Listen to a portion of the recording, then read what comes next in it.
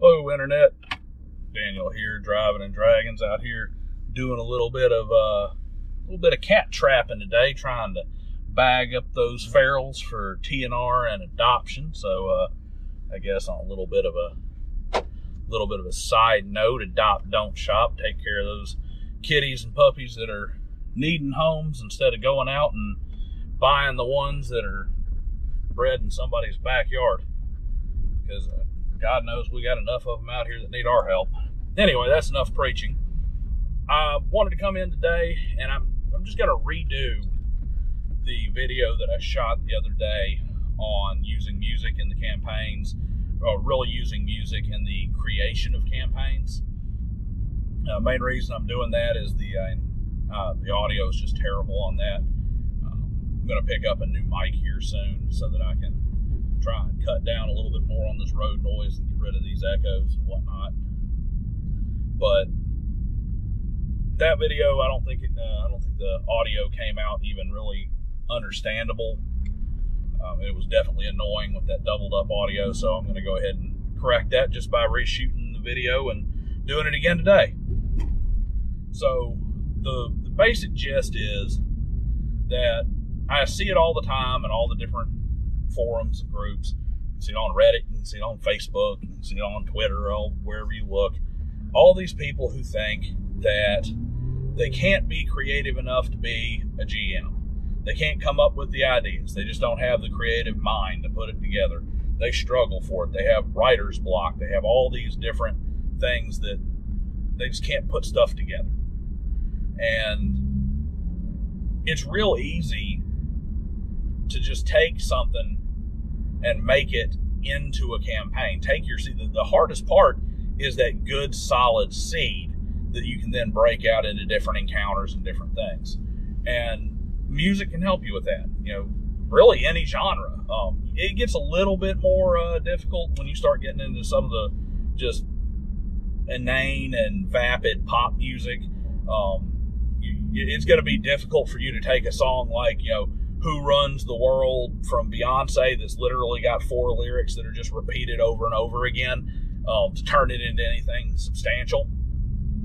But even those more generic pop songs, if you look at the lyrics a little bit, look at the tone, look at the way the music carries, you can come up with some stuff out of them. I'm actually kind of a believer that I can make an encounter, an Easter egg, or a scenario, or even a full adventure out of any song you give me. You give me a song, and I will turn it into something that can be plugged into a Dungeons & Dragons, or Call of Cthulhu, or Traveler, or Cyberpunk, or Gumshoe, or whatever you want campaign. You can do these things. It's obviously a little bit easier with some genres than others, but it works for all of them. So, two ways to take songs and put them in there. You can base an entire campaign, an entire overarching game on a single song if you want to, or an album, or a collection of songs pretty easily, and you can break it up to where your players may not even recognize what it is. But you can also just throw an Easter egg in your game. That's the second way to use it. Throw an Easter egg in a side quest, a little throwback that just brings it in there. These things can help bring those tabletop war stories that we all like to have together. Those shared gaming experiences where we go out there and we talk about something that really cool happened, that memory that's there because of what happened in a game. Those can be created by when people all recognize those things and come up with them, and when they pick it out. So my players, I've been a game master for 20 plus years, and anybody who's ever played with me for any reasonable length of time will tell you that they can find Easter eggs and pop culture references throughout my game. Some of my longtime players have started looking for them. They're hunting for it. And a prime example is in my most recent game. I had my players, they had to cross over this river to get to these burial mounds where they had to go in and they had to retrieve this ancient king's weapon as part of this quest. And one of the areas that they could have passed through was a bog.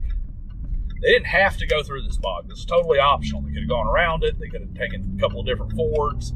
There were a few ways that they could have gotten around having to go through this swamp.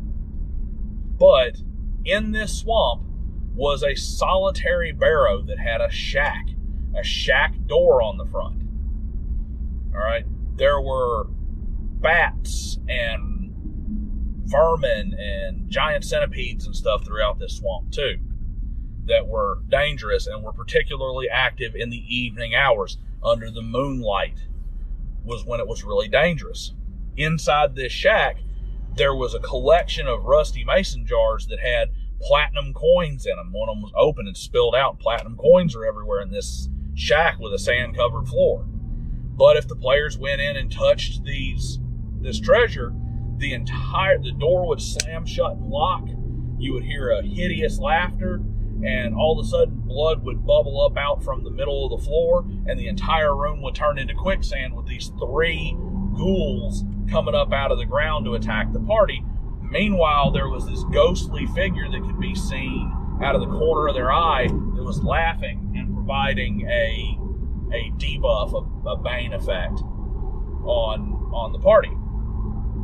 And you may think, well, how does this have anything to do with music? This just sounds like kind of an encounter. Until you realize that if you're paying attention, and there are a couple other signs too, like there was an ancient language that the bard could translate scrawled into the door that said that this just so happened to be the tomb of one Lucius Clay. And if you've ever listened to any country music, you would understand that Charlie Daniels Band told us that you never go out in the woolly swamp and you better not go at night, because there's things out there in the middle of them woods that make a strong man die from fright. They fly, they crawl, they creep around on the ground, and the ghost of Lucius Clay gets up and walks around. And the story in the song is these 3 old redneck boys go out there to try and kill greedy old Lucius Clay, who buries his money in rusty mason jars out in the swamp. And when they go out there, they beat him to death and they steal his money, but then they can't run away because he buried it in quicksand, and they sink in and die. And the very last verse of the song, what do they say? Certain nights when the moon is right, you can hear that old man laughing and hear them young boys screaming. That's the kind of thing you find. And when the players, when it clicks in their head, when somebody gets it, it instantly goes from even being it can be a rather mundane encounter. Maybe the encounter itself isn't really clicking with your players till somebody figures out what it is.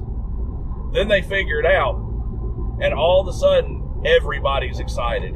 Everybody's talking about it. Now it is something special. Now it is something unique. Now it's something that they talk about all the time.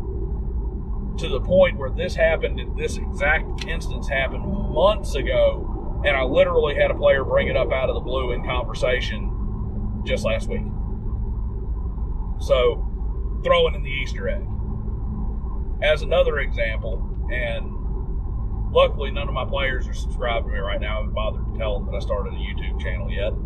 But I'm planning our Halloween one-shot now. It's kind of a customary thing. It's Halloween. We'll roll up some special characters, have a special little one-shot campaign. Sometimes you dust off Ravenloft and run it. Sometimes, we play a Call of Cthulhu game and just run a scenario that's appropriately haunty. Sometimes I write something. Well, I'm writing this year, and I've already kind of started it. And the idea came to me entirely out of the blue. We're sitting in August. We're sitting right at the beginning of August. I'm driving down the highway, and I'm listening to some music. Got my Spotify running, and "Fear of the Dark" by Iron Maiden comes on, which is an awesome song. And immediately I'm thinking to myself, fear of the dark, he's afraid that something's near, he's always paranoid that something's behind him, that something's creeping up, some unseen thing that he always catches out of the corner of his eye. And I immediately get to thinking, I want to run a Halloween campaign where my party ends up in a village. And during the day, things are more or less normal, but there's some clues during the day. But once it's nighttime, all of a sudden you've got these unseen things in the dark. I'm talking unseen servants. I'm talking invisible stalkers. I'm talking ghosts. I'm talking things that are specifically either air elementals, things that are specifically unseen, invisible, incorporeal that are causing problems. And I'll have two artifacts. One that's only present during the day, one that's only present during the night, and the only way to bring resolution to this adventure is to bring them together at dusk or dawn.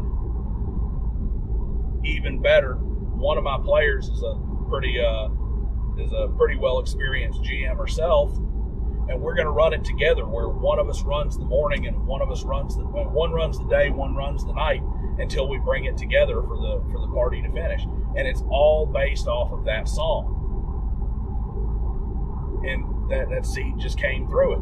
The same thing can be done for your games. If you have writer's block, if you can't come up with an idea, or if you just really want to make sure that you're able to slip something into your game that just instantly provides that, in the pro wrestling world, they call it a cheap pop.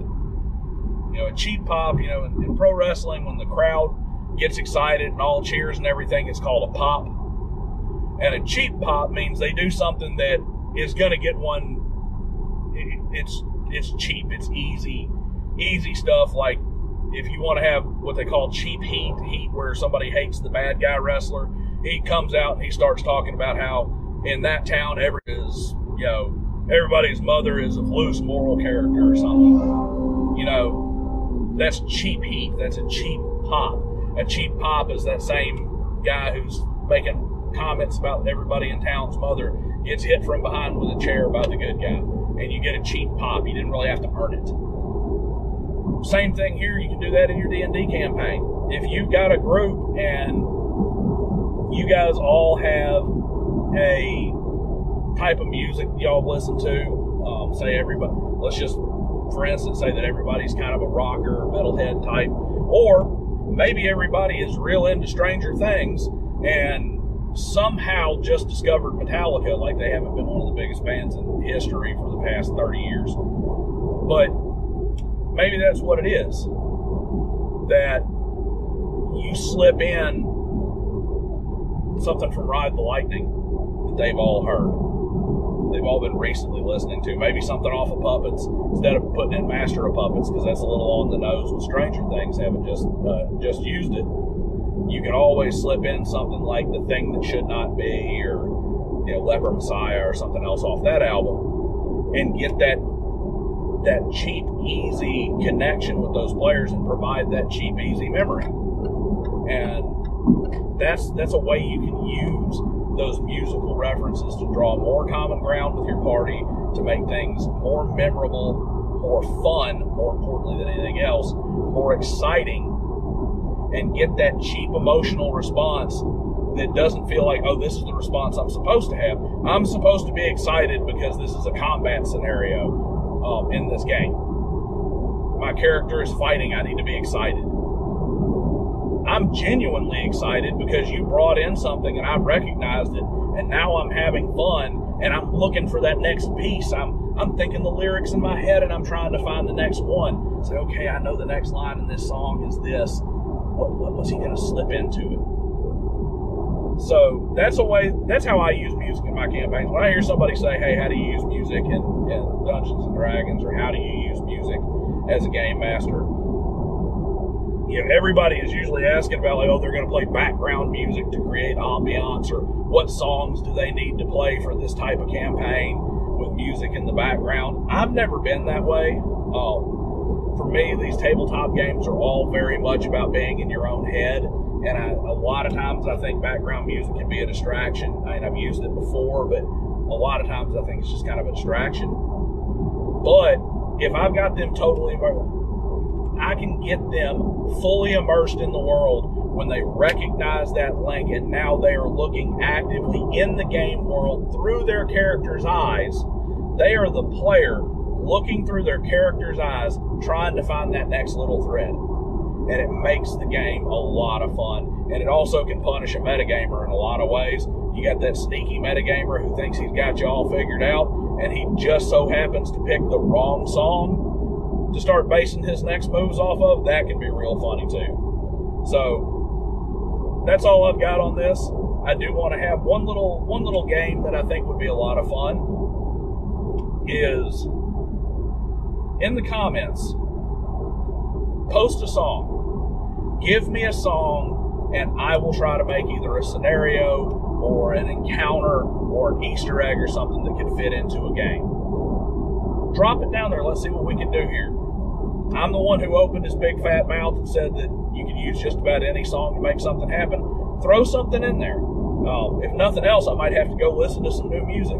But drop it on in there. Let's see what we can come up with. Let me know how you've used music to inspire your campaign before.